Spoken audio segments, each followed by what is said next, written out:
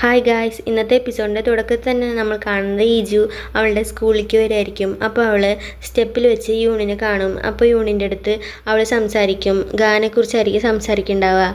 യൂണാണെങ്കിൽ ഗാ പാവാണെന്നൊക്കെ പറയുമ്പോൾ അയാൾക്ക് എന്നെ എന്തോ ഇഷ്ടമല്ല, എപ്പോഴും എൻ്റെ അടുത്ത് ദേഷ്യപ്പെട്ട് മാത്രമേ പെരുമാറുള്ളൂ എന്നൊക്കെ ഈജു പറയും. അപ്പോൾ അവൻ അങ്ങനത്തെ ഒരാളല്ല, എന്തെങ്കിലും കാര്യമില്ലാതെ അവൻ അങ്ങനെ പെരുമാറില്ല എന്നൊക്കെ യൂണും പറയും. അപ്പോൾ അവൾ ശരിയെന്നും പറഞ്ഞ് പിന്നീട് ക്ലാസ്സിലേക്ക് പോവും. അങ്ങനെ ക്ലാസ്സിലേക്ക് പോകുമ്പോൾ അവൾ യൂണിനെ ശ്രദ്ധിക്കുന്നുണ്ടാവും. അവൻ്റെ അടുത്ത് സംസാരിച്ചപ്പോൾ എന്തെങ്കിലും ഡയലോഗ് എഴുതാനുള്ള അവളിങ്ങനെ ആലോചിച്ചുകൊണ്ടിരിക്കും. എന്നിട്ട് അവൾ വേഗം അവളുടെ നോവൽ എഴുതാൻ വേണ്ടിയിട്ട് പോവും. അവിടെ വെച്ച് അവൾ നോവൽ എഴുതിക്കൊണ്ടിരിക്കുമ്പോൾ ഗായുടെ അടുത്തുള്ള ദേഷ്യം മൊത്തം അവൾ ആ നോവലിൽ കാണിക്കുന്നുണ്ടാവും. എങ്ങനെ ഗാക്കിട്ട് പണി കൊടുക്കാമെന്നായിരിക്കും അവൾ ആലോചിക്കുന്നുണ്ടാവുക. അപ്പോൾ അവൾക്ക് നല്ല ഐഡിയ കിട്ടും, ജങ്ങിനെ കൊണ്ട് ഗായെ അടുപ്പിക്കാമെന്ന്.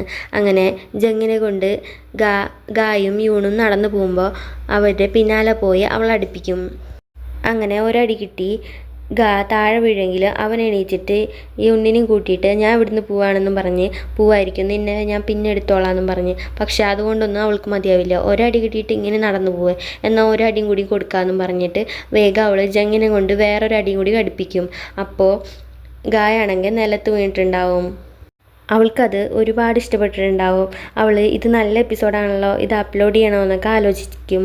അപ്പോൾ അവരെല്ലാവരും ഇവളടുത്ത് പറയുന്നുണ്ടാവും, ഇത് അപ്ലോഡ് ചെയ്ത് നല്ല എപ്പിസോഡാണ്, നിങ്ങൾ എഴുതിയിരിക്കുന്നത് നല്ലതാണെന്നൊക്കെ. അപ്പോൾ അവൾക്കും നല്ല ഇൻട്രസ്റ്റ് ആവും, ഇത് അപ്ലോഡ് ചെയ്യാമല്ലേ എന്ന് അവളും വിചാരിക്കും. അങ്ങനെ അവൾ അപ്ലോഡ് ചെയ്യണം വേണ്ടേ എന്ന് കുറേ വട്ടം ആലോചിക്കും. അപ്പോൾ അവരാണെങ്കിൽ ഇവളെ നന്നായിട്ട് പ്രോത്സാഹിപ്പിക്കുന്നുണ്ടാവും. അങ്ങനെ ഇവൾ അപ്ലോഡ് ചെയ്യാൻ തീരുമാനിക്കും. അങ്ങനെ രണ്ടാമതൊന്നും ആലോചിക്കാതെ ഈജു വേഗം ഇവൾ ഇത്രയും നാളെ എഴുതിക്കൊണ്ടിരുന്നത് അപ്ലോഡ് ചെയ്യും. അങ്ങനെ പിന്നെ രാത്രി ആയിട്ടുണ്ടാവും. പിന്നെ കാണിക്കുന്നത് ഗായൊക്കെ താമസിക്കുന്ന വീടായിരിക്കും. അവരെല്ലാവരും ഫുഡ് കഴിച്ചുകൊണ്ടിരിക്കുകയായിരിക്കും. ഗായാണെങ്കിൽ നേരെ ഫുഡ് പോലും കഴിക്കുന്നുണ്ടാവില്ല.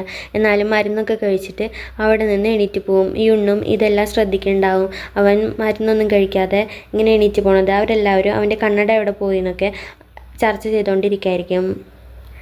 പിന്നീട് അവൻ്റെ റൂമിൽ പോയിട്ട് അവൻ്റെ ടാബൊക്കെ എടുത്തിട്ട് വായിക്കാനൊക്കെ ശ്രമിക്കും. പക്ഷെ അവനതൊന്നും വായിക്കാൻ പറ്റുന്നുണ്ടാവില്ല.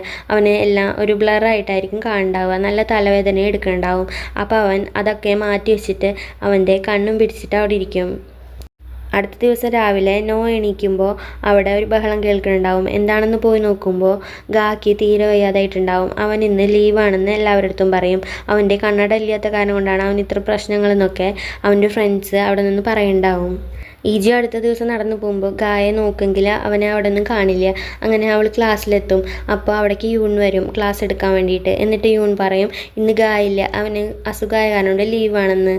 അപ്പോൾ എല്ലാവരും നല്ല സന്തോഷത്തിലാണെങ്കിലും ഈജു ഗായെക്കുറിച്ചായിരിക്കും ചിന്തിക്കുന്നുണ്ടാവുക. ഫ്രണ്ട്സൊക്കെ യൂൺ വന്നതിൽ നല്ല സന്തോഷത്തിലായിരിക്കും ഉണ്ടാവുക. പിന്നീട് ഈജു ഫ്രണ്ട്സിൻ്റെ കൂടെ പോകുമ്പോൾ ഇനി എങ്ങാനും ഇന്ന് ഗേൾ ഫ്രണ്ടിൻ്റെ കൂടെ കറങ്ങാൻ വേണ്ടിയിട്ട് ലീവ് എടുത്തതാണോ എന്നൊക്കെ എല്ലാവരും പറയുന്നുണ്ടാവും. പിന്നെ നമ്മുടെ ഈജുവിന് പണി കൊടുത്തതിന് ചിലപ്പോൾ അയാൾക്ക് ദൈവം പണി കൊടുത്തതായിരിക്കും എന്നൊക്കെ അവർ പറയുന്നുണ്ടാവും.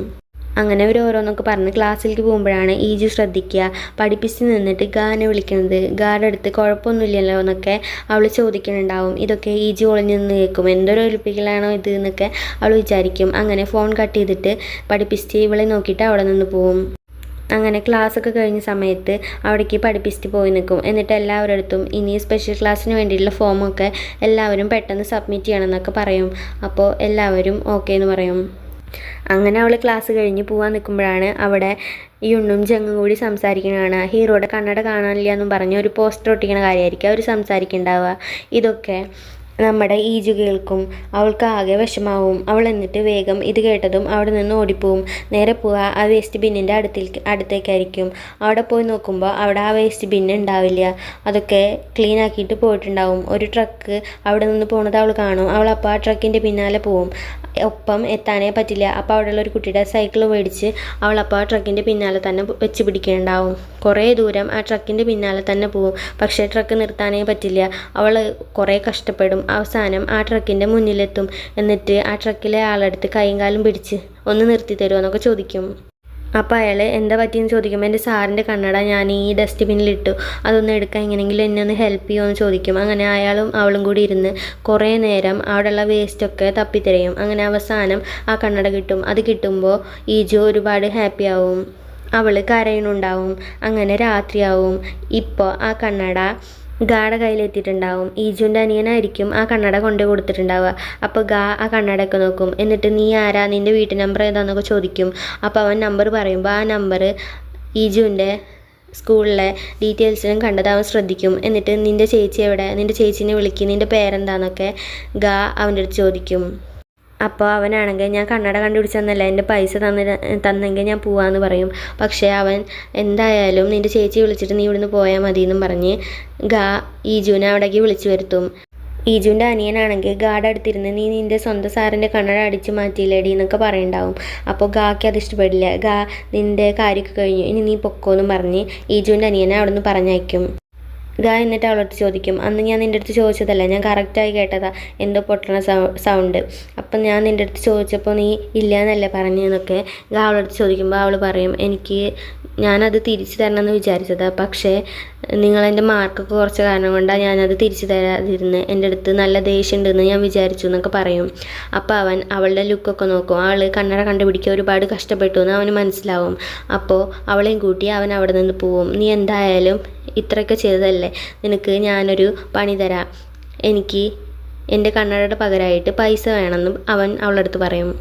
പക്ഷേ പ്രശ്നം എന്താണെന്ന് വെച്ച് കഴിഞ്ഞാൽ ഞാൻ എൻ്റെ സ്റ്റുഡൻസിൻ്റെ കയ്യിൽ നിന്ന് പൈസ മേടിക്കാറില്ല, അതിന് പകരമായിട്ട് നീ എനിക്ക് വേറെ എന്തെങ്കിലും ചെയ്ത് തന്നാൽ മതി എന്നും അവൻ പറയും. അപ്പോൾ അവൾ എന്താണെന്ന് ചോദിക്കുമ്പോൾ എൻ്റെ കൂടെ ഇനി മുതൽ സ്പെഷ്യൽ ക്ലാസ്സിന് വൈകുന്നേരം നീ ഇരിക്കണം, പിന്നെ സ്കൂളൊക്കെ നീ തന്നെ വേണം ക്ലീൻ ചെയ്യാമെന്നൊക്കെ അവൻ പറയും. അപ്പോൾ അവൾ അതൊന്നും പറ്റില്ല എന്നൊക്കെ അവൻ്റെ അടുത്ത് പറയുമെങ്കിലും അവൻ അതൊന്നും പറ്റില്ല എന്ന് പറയാൻ പറ്റില്ല എന്നും പറഞ്ഞ് അവളെ തള്ളിവിട്ടിട്ട് അവൻ്റെ വീട്ടിലേക്ക് വേഗം കയറിപ്പോവും. അവളും അവളുടെ വീട്ടിലേക്ക് പോവും. എന്നിട്ട് അവൾ അവളുടെ വീട്ടിൽ പോയിട്ട് വിഷമിക്കും, ഇനി എന്താ ചെയ്യാമെന്നൊക്കെ വിചാരിച്ചിട്ട്. അപ്പോൾ അവളുടെ അനിയൻ വന്ന് അവളുടെ ഡോർ തുറക്കും. എന്നിട്ട് പറയും, ഞാൻ ചെയ്തതന്നെ, എനിക്ക് പൈസ ഒന്നും കിട്ടിയില്ലല്ലോ എന്ന്. അപ്പോൾ അവൾ ആദ്യം പൈസ ഒന്നും ഇല്ല എന്ന് പറയുമെങ്കിലും അവൻ അച്ഛൻ്റെ അമ്മയുടെ അടുത്ത് പറയുമ്പോൾ അവൾ കുറച്ച് അവളുടെ അടുത്ത് ഉണ്ടായിരുന്ന പൈസ എടുത്തിട്ട് അവളുടെ അനിയന് കൊടുക്കും. അവളുടെ അനിയൻ അത് കൊണ്ടുപോകും. അവൾക്ക് ആകെ വിഷമാവും. എൻ്റെ അടുത്ത് ഉള്ള ആളുകളൊക്കെ എന്നെ വെച്ചിട്ട് എന്തൊക്കെ കാര്യങ്ങൾ ചെയ്യാണല്ലോ, എല്ലാവരും എന്നെ ഇങ്ങനെ യൂസ് ചെയ്യാണല്ലോ എന്നൊക്കെ അവൾക്ക് ഇങ്ങനെ തോന്നിക്കൊണ്ടിരിക്കും. അവൾ എന്നിട്ട് ഗായുടെ കൂടെ നടന്നു വരുമ്പോൾ അവൻ പറഞ്ഞ ഡയലോഗുകളൊക്കെ ആലോചിച്ച് നോക്കും.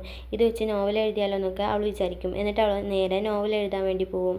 അങ്ങനെ നോവൽ എഴുതാൻ വേണ്ടി പോയി അത് തുറന്നു നോക്കുമ്പോഴാണ് അവൾക്ക് ഒരുപാട് ലൈക്കും കമൻറ്റും എല്ലാം വന്നിട്ടുണ്ടാവും. അവളുടെ നോവലിന് നല്ല റേറ്റിംഗ് ഉണ്ടാവും.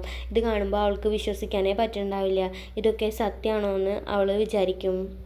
അവളുടെ കവളത്ത് തന്നെ അടിച്ചു നോക്കുന്നുണ്ടാവും. അവൾക്ക് വിശ്വസിക്കാനേ പറ്റുന്നുണ്ടാവില്ല. അവൾ എഴുതിയ ഒരു കഥയ്ക്ക് ആദ്യമായിട്ടായിരിക്കും ഇത്രയൊക്കെ റേറ്റിംഗ് കിട്ടിയിട്ടുണ്ടാവുക. അവൾ എന്നിട്ട് കഥ തുടർന്ന് എഴുതാൻ തുടങ്ങും. യൂൺ നടന്നു പോകുമ്പോൾ അവിടെ ജങ് വരും. എന്നിട്ട് ജങ് യൂണും കൂടി പിടിവലിയാവും. അപ്പോൾ യൂൺ ജങ്ങിൻ്റെ മുഖത്തേക്ക് അടിച്ചിട്ടുണ്ടാവും. അവൻ്റെ ചുണ്ട് പൊട്ടിയിട്ടുണ്ടാവും. അപ്പോൾ യൂണിൻ്റെ അടുത്ത് ജങ് പറയും, നീ എൻ്റെ നല്ല ചുണ്ടൊക്കെ പൊട്ടിച്ചു, ഇതിന് പകരമായിട്ട് ഞാൻ നിൻ്റെ അടുത്ത് 10 ബില്യൺ ആവശ്യപ്പെടുന്നത്, അത് ചെയ്യാൻ പറ്റിയില്ലെങ്കിൽ നിന്നെ ഞാൻ ശരിയാക്കും, നാളെ വൈകുന്നേരത്തിനുള്ളിൽ എനിക്ക് 10 മില്യൺ കിട്ടിയിരിക്കണം എന്നൊക്കെ ജങ് യൂണിൻ്റെ അടുത്ത് പറയും. അതായത് ഇവൾക്ക് പറ്റിയ സംഭവങ്ങളൊക്കെ തന്നെ ഇവൾക്ക് കഥയാക്കി ഇങ്ങനെ എഴുതുകയാണ്. ഇതോടെ ഈ എപ്പിസോഡ് അവസാനിക്കുകയാണ്. നിങ്ങൾക്ക് ഈ ഡ്രാമ ഇഷ്ടപ്പെട്ടെങ്കിൽ എൻ്റെ ചാനലൊന്ന് സബ്സ്ക്രൈബ് ചെയ്യാനും വീഡിയോസൊക്കെ ഒന്ന് ലൈക്ക് ചെയ്യാനും കമൻറ്റ് ചെയ്യാനും ഷെയർ ചെയ്യാനും മറക്കണ്ട. പുതിയൊരു എപ്പിസോഡായിട്ട് നമുക്ക് വീണ്ടും കാണാം.